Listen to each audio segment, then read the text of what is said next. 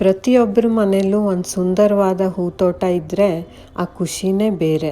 ಹೂವನ್ನು ಇಷ್ಟಪಡದೆ ಹೋದವರು ಸಾಮಾನ್ಯವಾಗಿ ಯಾರೂ ಇಲ್ಲ. ಅದು ನ್ಯಾಚುರಲ್ ಆಗಿ ಸಿಗೋ ಒಂದು ನೆಮ್ಮದಿ, ಖುಷಿ ಎಲ್ಲ ಆಗಿದೆ. ಗಾರ್ಡನಿಂಗ್ ಅನ್ನೋದು ಒಂದು ಹೆಲ್ದಿ ಅಂದರೆ ಆರೋಗ್ಯಕರವಾದ ಮನೋರಂಜನೆಯೂ ಹೌದು. ಮನಸ್ಸನ್ನು ಆರೋಗ್ಯವಾಗಿಟ್ಕೊಳ್ಳೋಕ್ಕೆ ಗಿಡ ಬೆಳೆಸೋದು ಕೂಡ ತುಂಬಾ ಹೆಲ್ಪ್ ಮಾಡುತ್ತೆ, ಸಹಾಯ ಮಾಡುತ್ತೆ. ಆದರೆ ನಾವು ಬೆಳೆಸೋ ಗಿಡ ಚೆನ್ನಾಗಿ ಬೆಳೆದ್ರೆ ಮಾತ್ರ ನಮಗೆ ಖುಷಿ ಆಗುತ್ತೆ. ಇಲ್ಲಾಂದರೆ ಬೇಜಾರು ಕೂಡ ಆಗುತ್ತೆ. ಎಷ್ಟೋ ಸಲ ಆಸಕ್ತಿ ಕೂಡ ಹೊರಟೋಗುತ್ತೆ. ಗಿಡನೂ ಚೆನ್ನಾಗಿ ಬೆಳಿಬೇಕು, ಹಾಗೆ ಹೂ ಕೂಡ ಚೆನ್ನಾಗಿ ಬಿಡಬೇಕು ಅಂದರೆ ಅದಕ್ಕೆ ನಾವು ಏನೇನು ಮಾಡಬೇಕು ಅನ್ನೋದನ್ನು ಈ ವಿಡಿಯೋದಲ್ಲಿ ನೋಡ್ಕೊಂಡು ಬರೋಣ. Hello friends, welcome back to my channel. ಇವತ್ತಿನ ವಿಡಿಯೋದಲ್ಲಿ ನಾನು ಗಾರ್ಡನಿಂಗ್ ಬಗ್ಗೆ 5 ಟಿಪ್ಸನ್ನು ಕೊಡ್ತೀನಿ. ಅದನ್ನು ನೀವು ಫಾಲೋ ಮಾಡಿ. ಈ ಗಿಡನ ಒಂದು ಸಲ ನೋಡಿ ಎಷ್ಟೊಂದು ಕಳೆ ಬಂದಿದೆ ಅಂತ. ಮೊದಲನೇದಾಗಿ ಗಿಡದ ಬುಡದಲ್ಲಿ ಬೇಡವಾದ ಕಳೆಗಳು ಬೆಳೆದಂತೆ ನಾವು ನೋಡ್ಕೋಬೇಕು. ಕಳೆಯನ್ನು ನಾವು ತೆಗಿತಾ ಇರಬೇಕು. ನಾವು ಹಾಕಿರೋ ನೀರಾಗಲಿ ಗೊಬ್ಬರ ಆಗಲಿ ಎಲ್ಲ ಸತ್ವವನ್ನು ಈ ಕಳೆನೇ ಹೀರ್ಕೊಂಡು ಗಿಡದ ಬೆಳವಣಿಗೆಗೆ ಕುಂಠಿತಗೊಳಿಸುತ್ತೆ. ಹಾಗಾಗಿ ಕಳೆನ ಆಗಾಗ ನೀವು ತೆಗಿತಾ ಇರಿ.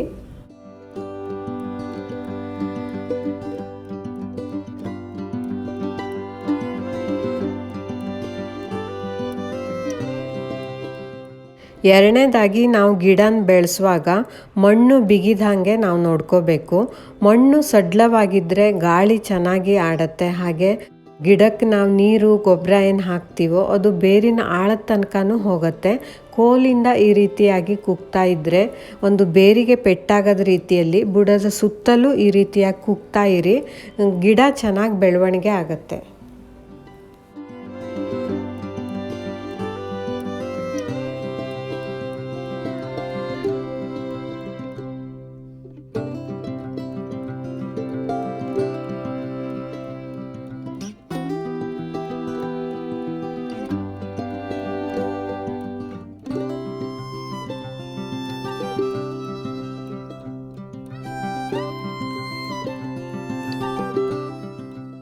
ಮೂರನೇದಾಗಿ ನೀವು ನೆಟ್ಟಿರೋ ಗಿಡದಲ್ಲೇನಾದರೂ ಈ ಥರ ಒಣಗಿದ ಪಾರ್ಟ್ ಇದ್ದರೆ ಅದನ್ನು ನೀವು ಕಟ್ ಮಾಡಿ ತೆಗೆದುಬಿಡಿ. ಒಣಗಿದ ಭಾಗ ಏನಿರುತ್ತೋ ಅದು ಗಿಡದಲ್ಲಿದ್ದರೆ ನೋಡೋಕ್ಕೂ ಕೂಡ ಚೆನ್ನಾಗಿ ಕಾಣಿಸಲ್ಲ. ಹಾಗೆ ಗಿಡದ ಬೆಳವಣಿಗೆಗೂ ಕೂಡ ಅದು ಒಳ್ಳೆಯದಲ್ಲ.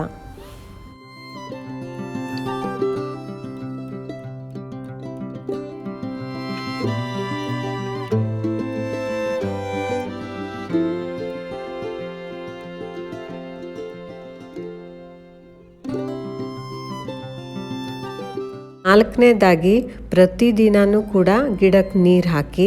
ಯಾವುದೇ ಕಾರಣಕ್ಕೂ ನೀರು ಹಾಕೋದನ್ನು ಮರಿಬೇಡಿ. ನಮಗೆ ಆಹಾರ ಎಷ್ಟು ಮುಖ್ಯನೋ ಗಿಡಕ್ಕೂ ಕೂಡ ನೀರು ಹಾಕೋದು ಅಷ್ಟೇ ಮುಖ್ಯ.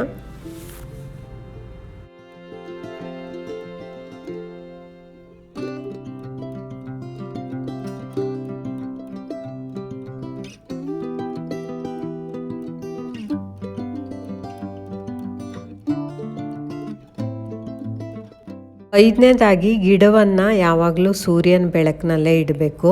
ಗಿಡಕ್ಕೆ ಸೂರ್ಯನ ಬೆಳಕು ಅತಿ ಅವಶ್ಯ ಆಗಿದೆ. ಹಾಗೆ ಬೆಳವಣಿಗೆನೂ ಕೂಡ ಚೆನ್ನಾಗಾಗತ್ತೆ.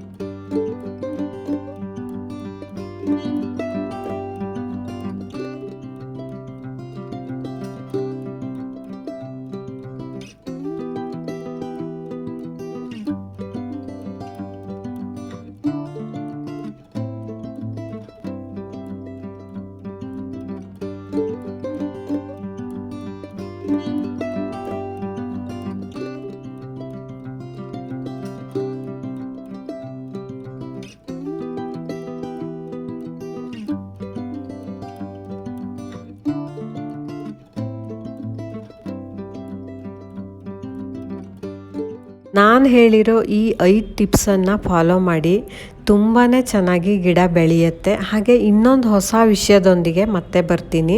ಎಲ್ರಿಗೂ ಕೂಡ ಧನ್ಯವಾದಗಳು.